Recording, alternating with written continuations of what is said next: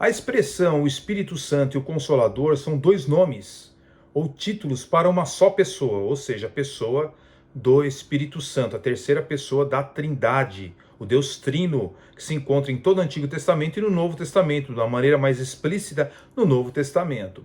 Bem, o Espírito Santo ou Consolador, indicado por Jesus em João capítulo 14, verso 16, capítulo 15, verso 26 e João capítulo 16, versos 7 a 9, logo nós vemos que trata-se esses dois nomes se referindo a uma só pessoa. Na igreja apostólica, isso não se dá assim. Entende que o Espírito Santo é uma pessoa como Espírito de Deus. E o Consolador, prometido por Jesus, é outra pessoa espiritual, a Santa Vó Rosa, segundo eles. Isso é uma aberração doutrinária e uma verdadeira blasfêmia contra Deus. O que ensinam é o seguinte: Jesus cumpriu a sua promessa enviando o Consolador, a Santa Vó Rosa, que através da Igreja Apostólica tem convencido muitos a respeito da verdade, da justiça e do juízo divino. Por outro lado, interpreto que o Espírito Santo, denominado Espírito Santo de Deus, é uma outra pessoa espiritual. Eles dizem o seguinte: por isso ensinamos que a Santa Vó Rosa é viva e não morta, pois, como santa, herdou o poder do Espírito Santo, ainda mais por ser o atual Consolador e o Espírito que vive para sempre. Então, se a Santa Vó Rosa, que eles reivindicam ser o Consolador, né, nós vemos aí que ela, na verdade, ela quer ocupar um espaço que não lhe pertence, que é o espaço de Deus. Ou seja, se essa Santa Vó Rosa herdou o poder do Espírito Santo, ela não é o Espírito Santo de Deus, mas seria o Consolador e segundo os ensinos da igreja, uma segunda pessoa. Evidentemente que essa doutrina de que o Espírito Santo é uma pessoa e o Consolador é outra pessoa, no caso a Vó Rosa, não tem sustentação bíblica. Né? A gente começa a observar nas Escrituras, em Apocalipse 2, versículo 17, por exemplo, onde, segundo eles, segundo a organização da Igreja Apostólica, eles dizem que o Consolador se referia a ela, ou seja, uma vencedora do nosso tempo, o que não dá margem para esse tipo de interpretação usando esse versículo. A seita também apresenta outras doutrinas controversas. Né? Eles acreditam que a regeneração espiritual só é possível através do batismo que é feito na Igreja Apostólica Vó Rosa, porque é a única igreja verdadeira. De acordo com essa crença, fora desta igreja apostólica da Vó Rosa, não há salvação. E aqueles que rejeitam a autoridade da Vó Rosa estariam rejeitando a autoridade de Jesus Cristo. Olha que posição que eles chegaram, ou seja, a mesma posição da Igreja Católica. A Igreja Católica, se você não estiver filiado a ela, segundo alguns documentos da Igreja Católica, você não tem salvação, porque a Igreja Católica é a arca que te leva à salvação. Da mesma forma, as Testemunhas de Jeová, da mesma forma, os Mormons, ou seja, confunde-se organização religiosa com a salvação que existe em Cristo Jesus. Mas para os membros da seita, a figura da Vó Rosa assume uma centralidade tão grande que ela deve ser invocada, inclusive durante as orações, como uma mediadora entre os fiéis de Deus. Sobre a sucessão e continuidade desta organização. Após a morte da Vó Rosa, a liderança da Igreja Apostólica Vó Rosa foi passada para o Primax, né? Passado para outra pessoa chamada Alto Bertoni, que também já é falecido. Mas na época, Aldo Bertoni, que continuou com os ensinamentos da Vó Rosa, ele juntamente com Odete Corrêa Coutinho recebeu atribuições de milagres dentro da seita, e a sua liderança manteve as doutrinas originais da Vó Rosa, buscando continuar a tradição de instruções espirituais e doutrinas que haviam sido estabelecidas pela fundadora.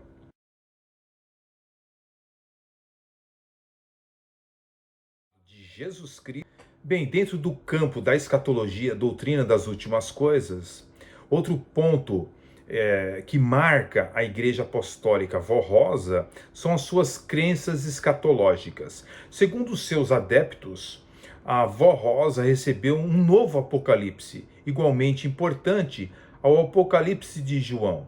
E esse novo ensinamento se aplica aos tempos do fim.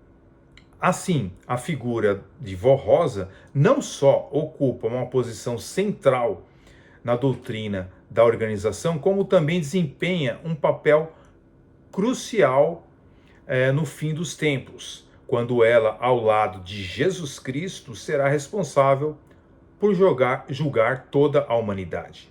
Isso nos faz lembrar bastante o mormonismo, que diz que Joseph Smith também irá ocupar essa posição dentro da igreja mórmon, né?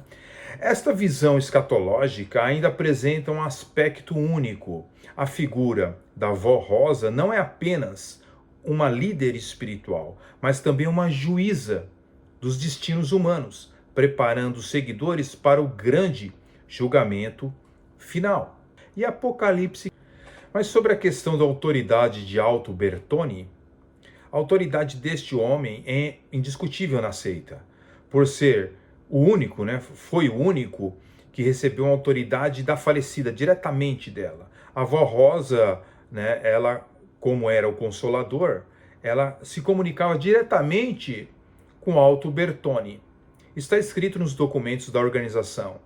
Esclarecemos que a Santa Vó Rosa não fala por intermédio de mais ninguém, a não ser pelo seu sucessor, e não se manifesta em qualquer corpo, mas usa somente a quem preparou. Igualmente, dizemos que essa igreja não é dirigida através de visões de quem quer que seja, a não ser que sejam concedidas por ela ao seu representante.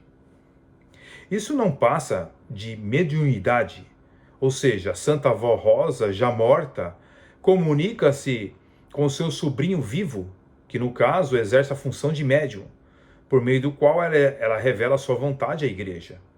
Mediunidade, senhores e senhoras, é uma prática condenada pela Bíblia. Basta somente você ler Levítico capítulo 20, versículo 27, Deuteronômio capítulo 18, verso 9 a 12 e Apocalipse capítulo 21, versículo 8.